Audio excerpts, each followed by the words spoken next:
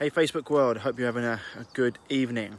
Just gonna wait for a few people to get on the call, in the video. But if you're watching on YouTube later on, don't forget to hit subscribe so you don't miss any of the videos we put out. Or if you're watching on Instagram later on, awesome, share it, like it.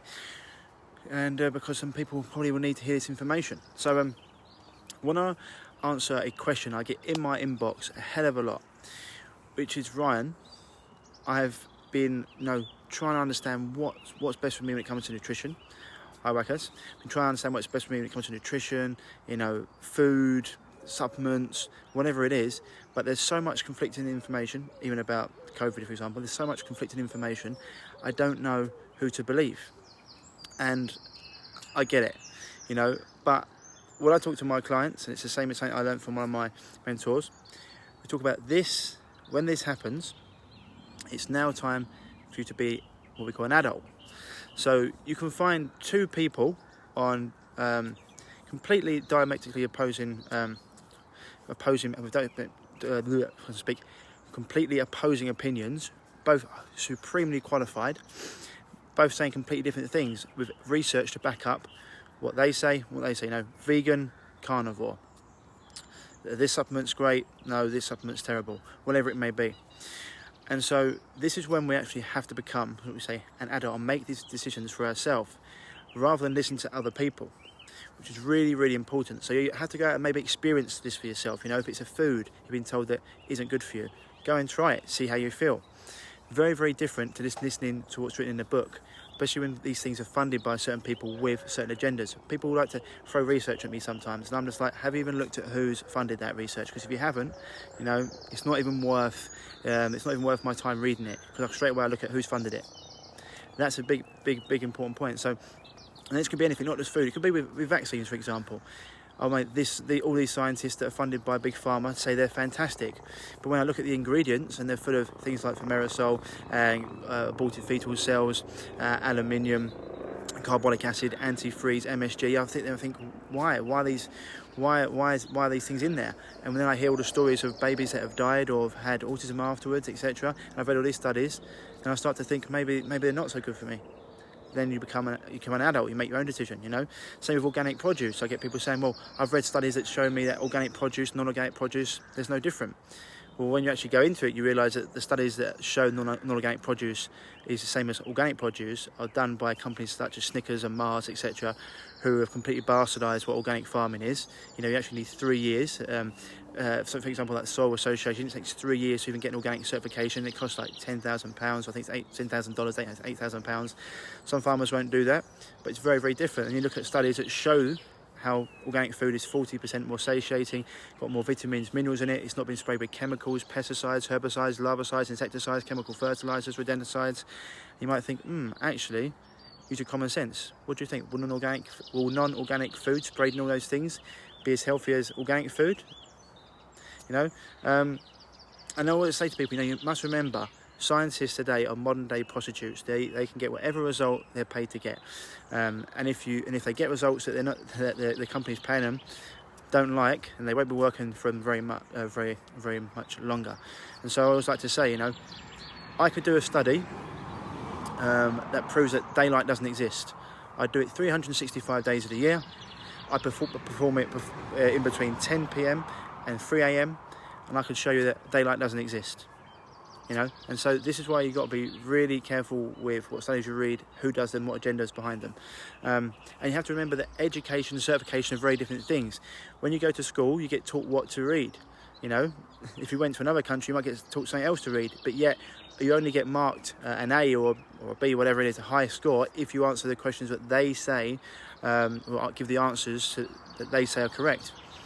But when you start to actually get that certification, I suppose what people call education, but really it's certification.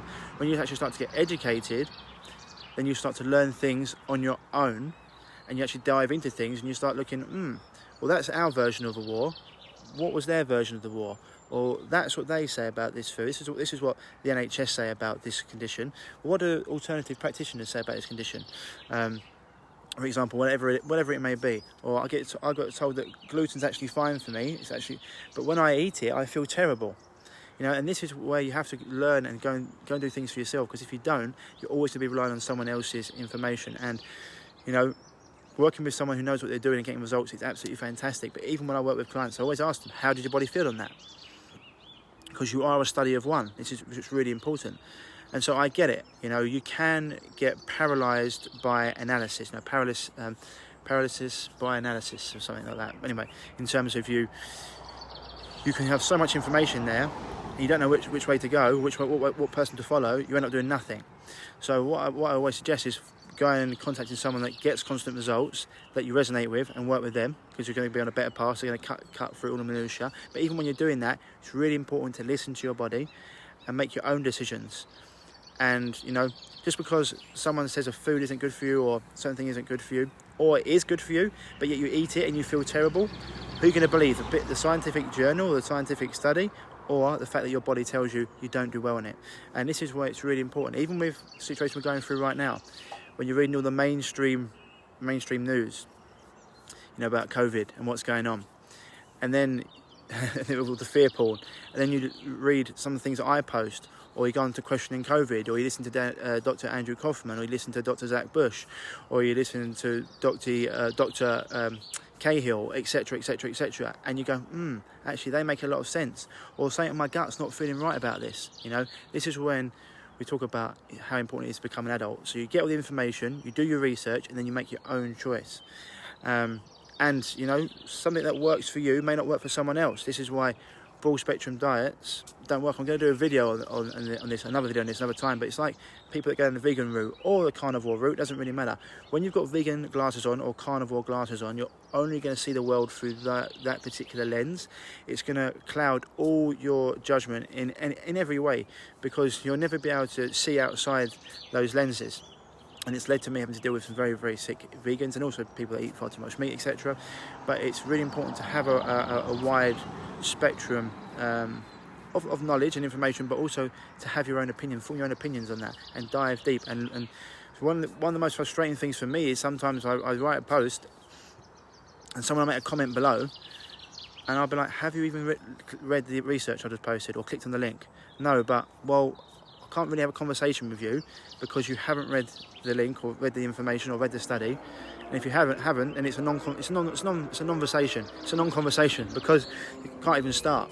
Because you're coming from there and I'm coming from here, and you haven't read my research. I've read yours, trust me. I've even lived yours, but you haven't read mine. And exactly what Susie just said. Our body does don't lie, but our brains, our minds can start to tell you to do things or put stories in your head, and sometimes it can be really hard, you know, especially this is one of the things I talk about with doctors. A lot of them are great people, but when you've learned something for 7 to 10 years, hey Sally, when you've learned something for 7 to 10 years, even if you get lots of information showing that what you do doesn't work, it's very hard to let go of that, because that's been who you are for 10 years. You know, it's very hard. You're literally telling someone, it's something that Graham Hancock talks about.